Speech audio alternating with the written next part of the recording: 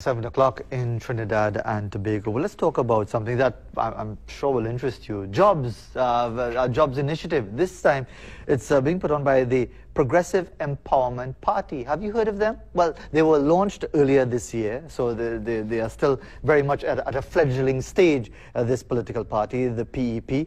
But they're having this Jobs Initiative. It's a free service to help pair job seekers and employers and find the right fit to meet their employment needs. In light of the growing calls for assistance in gaining meaningful employment and optimizing productivity in the workplace, PEP Jobs was created to provide a beneficial, free civil service to citizens. Is it about winning voters for the next general election? We'll find out from our two guests. We have Sarah Nabi, who is the head of social outreach and support for the PEP, and Janice Leamon-Cricky, public relations officer, who will broaden the discussion about the vision of the PEP, even as we talk about this Jobs Initiative. Good morning to you both. Good to have you on the program. Let's deal with the Jobs Initiative and what's going to be happening on Saturday. First of all, you were mentioning to me, Ms. Nabi, that there was a soft launch a little while ago. Yes. What is going to be happening on Saturday? Right, so there was a soft launch in November, and the idea is that education and employment is one of the 5 pillars of PEP, as I put it. So there are 5 policies and areas that we prioritize, which is food, education and employment, housing, healthcare, and security. And the Job Seekers Initiative was just one response in terms of how we could do something productive and meaningful at this time. So, okay, Saturday, from midday, at the PEP offices. Where is that? 19 Stanmore Avenue, Port of Spain, as Janice told you earlier. So from 12 o'clock, well, 11 o'clock the executive meets, right? We're always there every Saturday. And from 12, we divvy off into our separate programs. We have the public meeting, and then the screening aspect of job seekers continues. So what it is basically is that we have a job seeker database form that we give to persons, soft copy and hard copy. They have that option, and then they come with it with their resumes and supporting documents, and right then and there they have the screening application done there as well. So basically anybody, this is open to anyone? Yes. Is there any age restriction or any age limit or anything like that? Once you can legally work in this country and you're a citizen of Trinidad and Tobago, you're entitled to enroll in this program. So the address, it's what numbers? 19 Stanmore Avenue. And the contact information, if people want to get more information, even after they hear this discussion and they want to get more information, how do they do so, Ms. Leamon-Cricky? They can go onto our website and also our Facebook page. All they have to do is to type in its Progressive Empowerment Party, and the page will come up, and they will be able to see what the party is all about and what our mission, our vision, as well as some of our live shows that we also do on Facebook as well. I know you were mentioning that to me, just that the pity is that as a dinosaur I have nothing on social media, so I wouldn't have access to it, but I'm sure my family members will tell me about it. Yes, but every Thursday we have a live show called Frontline, where it's a panel, myself as one of the hosts and my deputy PRO, and we showcase members of the PEP, including the executives, so that people will start getting familiar with the people behind the Progressive Empowerment Party. Who's the leader of the PEP? Philip Alexander. Philip Alexander, yes. Interesting. A very controversial personality in many people's views, but it's always interesting to hear him discuss many different things. He's very passionate about what is going on in the country at the moment. Absolutely, and I think I would enjoy having a discussion with him in the not too distant future. The thing about it is that apart from with Frontline is that you get to see that there's equal passion in the other executive members of the party. So that's why Frontline is there for us to actually engage more persons. So it's not just one person's opinion. Speaking all the time. Exactly. Sure. And in relation to this particular initiative, is this just an indirect way of getting people to join the party? Well, absolutely not, I could say, because for me, where it came from, it was inspired from a personal perspective, where having just finished my master's and being the most qualified I've ever been, it was the hardest to get a job. And I found that even though I was fortunate enough to have something now, I realized, when we're having our public meetings and seeing persons, this is a echoing cry from people where, their contract is finished, but they have nowhere to go. They're having problems, just trying to make ends meet. So this was just a way to try to serve people and help people in a meaningful way rather than just listening and saying, I hear you, but it's not election time as yet, so we can't do anything. So this was a response to that. So you're inviting people to present their data, to fill out the form from midday on Saturday, Yes. and you're going to be pairing them up. Do you have a database already of potential employers? Yes, we do, and we continuously invite employers, because what we tell them is that, I mean, this being a free, convenient way where you tell us what it is that you're looking for, and through our screening applications, we get a shortlist for you based on region, based on needs, based on limitations and services, etc. that you want. We could push and give you, rather than just resumes, selective, appropriate, most suitable resumes for you to consider. So it saves some time. And Ms. Lehman-Criqui, with the soft launch that occurred last month, Yes. what has been the response so far to this initiative? It's been very good.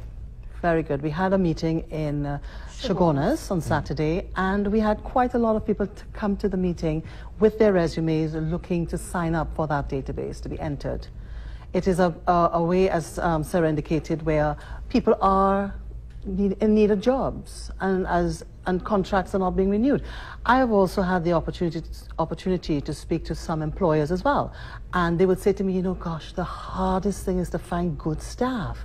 And I said, you know, I can add them now to the initiative, and we have done so. So we do have employers now coming to us and say, look, these are my needs. If you could preferably find someone who lives in the location of the business, because then traveling is reduced tremendously, and they, you know, and help the initiative to grow. Yes. Ms. No, it is for example, if it is that there is a situation where they're not appropriate for the advertised job, by having a discussion with us, the employer would have given me some background information, and I could have seen, well, hey, this candidate is a potential applicant for another position that would not have been advertised, and rather than you closing the door on someone, right, you're actually giving them an extra opportunity to actually land something credible and suitable, rather than having to waste 2-3 months looking for another job. Are you creating unreasonable expectations that people think, you know, once I sign up on midday or Saturday afternoon, they're going to get out work for me? Are you creating that? No, I do not think that we are creating that, because when you go to an employment agency, that's not the expectation at all.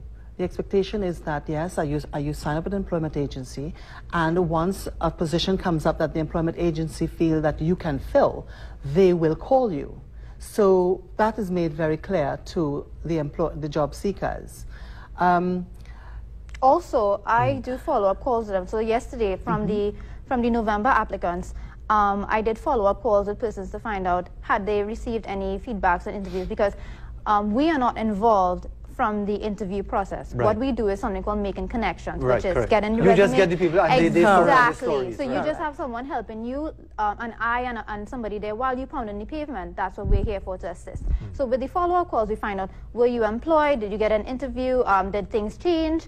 And we also invite those to call us and to email us on jobs@peptt.com to give us updates on themselves, so that we can update our files. Time is going by very quickly. Sure. Before we get a final view from the PRO, if I could just ask you, Sure. Ms. Nabi, just to remind us again of the basic information. It's going to be Saturday from midday, 19 Stanmore Avenue. Yes. And the contact information, once again, please. 347-4PEP. That's the phone number to call if you want general information, or you can email us at jobs@peptt.com. And Ms. Lehman-Criqui, because of the personality that is Philip Alexander, Yes. is that a hindrance to the PEP fulfilling this, what you describe as social outreach? Well, no, because Because people might say, well, wait now, always Philip Alexander people, I Yes, want no I part know. of all you. No, All you you see, just- that's all- why all you we're just here, He right? just cuss the Prime Minister and call him all kind of names. I want no part of all you. Do you have to deal with that? Yes, we do, to be honest. But what I say to them is the Progressive Empowerment Party is not Philip alone. There are other good people in the party, just as passionate, who see that the country is in need of dire help, and we all share the same vision, and we are going to be looking to try and be the next government in power. And, No, what I'm saying is that, and just here today, you see 2 more people from the PEP that you would not have known otherwise. So at least you So have the PP is more than Philip Alexander? Yes, Correct, and it we tell you is. to come every single Saturday. You see the entire executive at 11, and then from 12, we're there open to the public. We also have a chairman, who is Felicia Holder, and a Right. deputy chairman. Right. You know, and we also have a deputy political leader, who No, is I'm sure you have Suzette Murray. the So, executive in place, you but know, I'm just, we you know, have- because of the way the world is, people identify just one person. Agreed. And therefore, Exactly. Are you, I suppose the final question, because time's already expired, very quick. Do you endorse the views of Philip Alexander as far as his comments on the Prime Minister and governance and so on? Or are you uncomfortable at times with what he says? My philosophy in life is freedom of speech. And everybody has an opinion, and everybody has the opportunity to express that opinion. Whether you agree with the opinion or not is another matter. But freedom of speech is my philosophy. But we endorse the views of the PEP, and That's we already right. have some policies, and we already have information and persons that are there. So you just come to engage us, 19 Stanmore Avenue in Port of Spain, from 12 every Saturday, and then we have the Job Seeker Initiative continuing as All well. right, well, it should make for some interesting dialogue that will take place at the PEP and their executive meetings and their live Facebook on Thursdays, and indeed come Saturday afternoon when the job seekers will be bombarding the venue on 19 Stanmore Avenue. At least that's what they're hoping for. We'll take a break and continue here on Morning Edition.